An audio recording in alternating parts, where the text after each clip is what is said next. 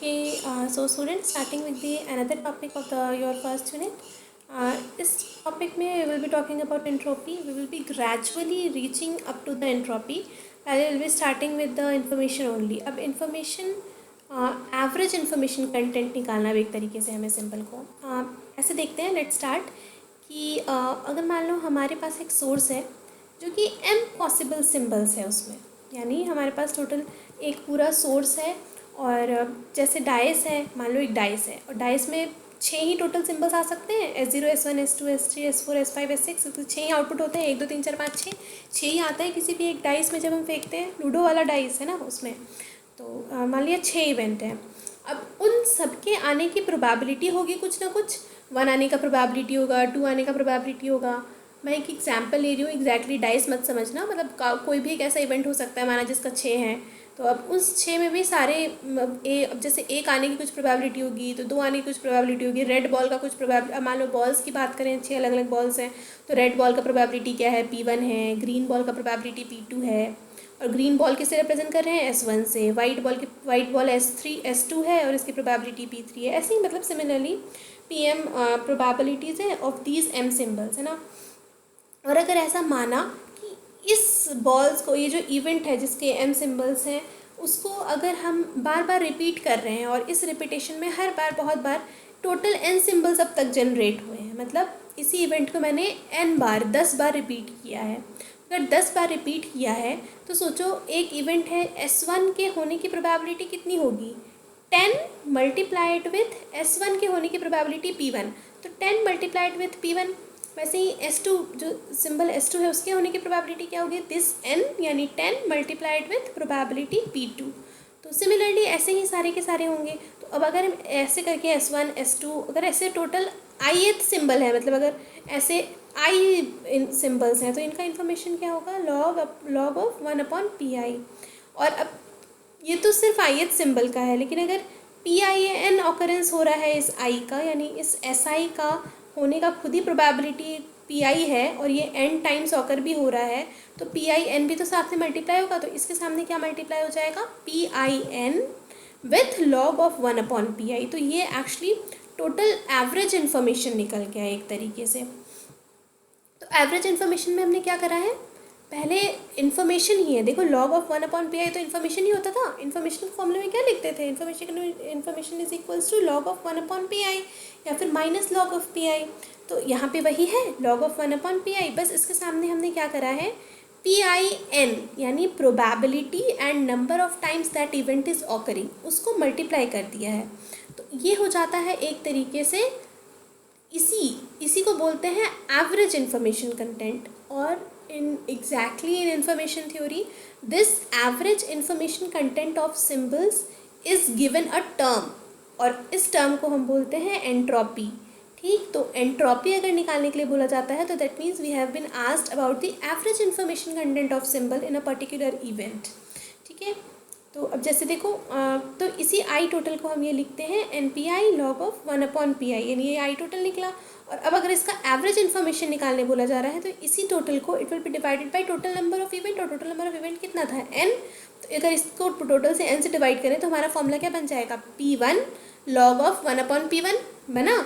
तो ये जो P1 log base of 1/P1 है, this is actually what is known as the source entropy. और सोर्स एंट्रोपी में हम क्या करते हैं, P यानी probability multiplied with its information.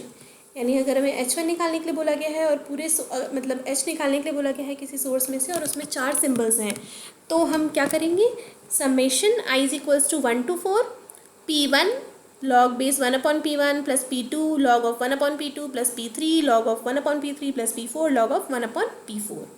ठीक है, तो this is what is entropy is.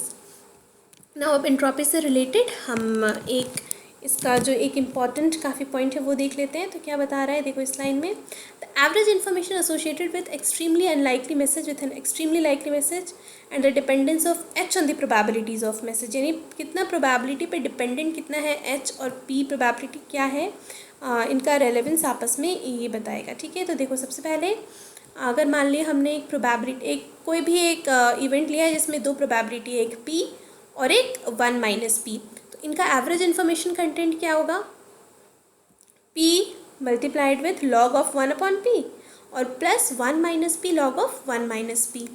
अब अगर हम प्रोबेबिलिटी को ज़ीरो मानते हैं तो h हमारा क्या आएगा? h नॉर्मली सोचो, जैसे ही मैंने p को ज़ीरो कर दिया, ये टर्म ज़ीरो के साथ कुछ भी मल्टीप्लाई हो जाए it will be zero, and 1 minus P यानी 1 माइनस ज़ीरो लॉग ऑफ 1 क्या होता है? Log of 1 again is zero, मतलब अब 1 माइनस पी चाहे 1 हो बट लॉग ऑफ 1 तो ज़ीरो हो गया, तो मतलब ये टर्म अगेन ज़ीरो, तो that means h is zero. यानी p is equals to zero पे रखा तो भी हमारा h is equals to zero आया। अब चलो p इक्वल्स टू 1 रख के चेक कर लेते हैं। p इक्वल्स टू 1 रखेंगे तो क्या होगा? 1 लॉग ऑफ 1 अगेन ज़ीरो, मतलब ये वाला टर्म तो पूरा ही ज़ीरो हो गया। अब नेक्स्ट लेते हैं 1 माइनस पी, तो 1 माइनस 1 इज़ ज़ीरो। यहाँ पे ज़ीरो के साथ कुछ भी मल्टीप्लाई हो जाए, वैल्यू कुछ भी आ जाए लॉग वाला term, but this term has already become zero, तो so zero multiplied anything will yield into zero, और फाइनली ये पूरा ज़ीरो हो गया। तो मतलब प्रोबेबिलिटी ज़ीरो पे भी एंट्रोपी ज़ीरो था और प्रोबेबिलिटी 1 पे भी एंट्रोपी ज़ीरो है। तो यानी मैक्सिमम वैल्यू ऑफ h हम कैसे निकाल सकते हैं? h मैक्स क्या हो सकता है?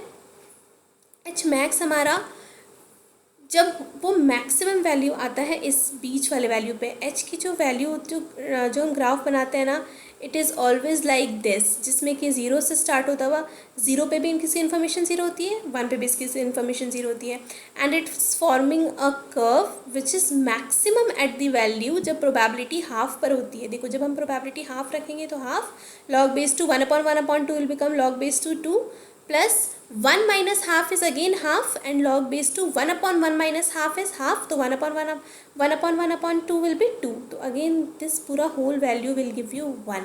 तो यानी हमारा maximum entropy is always 1 bit per message. Now see the bit the unit of entropy is bit per message. Information के लिए हमारा यूनिट क्या था?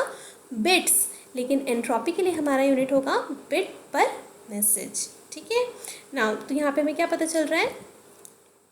1 पर आया, 1 पर नहीं, अब हाफ पर नहीं आया। एक्चुअली इस ऑब्जर्वेशन को अगर हम जनरलाइज करें तो हमें क्या पता चलेगा कि entropy will its maximum value, मतलब एंट्रोपी अपने मैक्सिमम वैल्यू पर होगा कब? When the simple probabilities are equal. अभी देखो इस वाले एग्जाम्पल में हमने क्या किया, सिंपल प्रोबेबिलिटीज़ को हाफ हाफ ही तो कर दिया, इस पी को भी हाफ रखा और 1 माइनस पी को भी हाफ रखा है। ये क्या फॉर्मूला था? p log of 1/p plus 1 minus P log of 1/p। तो एक बार p को भी हाफ रखा है और 1 minus P is also half, 1 minus half कर दिया हाफ, तो यानी दोनों प्रोबेबिलिटीज़ इक्वल है ना, यानी इक्वल ऑकरेंस है दोनों प्रोबेबिलिटी के। तो यहाँ पे भी हम जनरल में इसको जनरलाइज कर सकते हैं कैसे कि when the symbol probabilities are equal, that is p1 is equals to p2 equals to p3 equals to pm will be is equals to 1/m। तो फिर हमारे पास जो h मैक्स होता है, यानी जो हमारा एंट्रोपी होता है, इट बिकम्स मैक्सिमम। मतलब अगर हमारे पास 4 इवेंट्स हैं तो हमारा और अगर हमारे प्रोबेबिलिटी भी p is equals to p1 is equals to p2 और p3 और p4 है ना, ये चारों is equals to 1/m। m क्या है हमारे पास अब? 4, तो 1/4 है। अगर सबके होने की प्रोबेबिलिटी 1/4 है तो हमारा जो एंट्रोपी है it will be log base two 4, और log बेस टू 4 क्या होता है? 4 मतलब 2 की power 2, 2 will become at front, 2 multiplied with log base two 2, तो 2 into log base two 2 is 1 और it will be finally give you 2। 2 क्या? 2 बिट्स पर सिंबल। इस यूनिट को बिल्कुल नहीं भूलना है, यूनिट नहीं लिखोगे तो एग्जाम में it will cause you marks reduction, क्योंकि बिना यूनिट के यू कैन नॉट हैव, तुम बता ही नहीं सकते तुम किस चीज़ की बात कर रहे हो भाई, बिना यूनिट के कैसे बोलोगे? हर चीज़ का यूनिट के बिना यू कांट से कि हम किस टर्म की बात कर रहे हैं। So unit is very important in these things.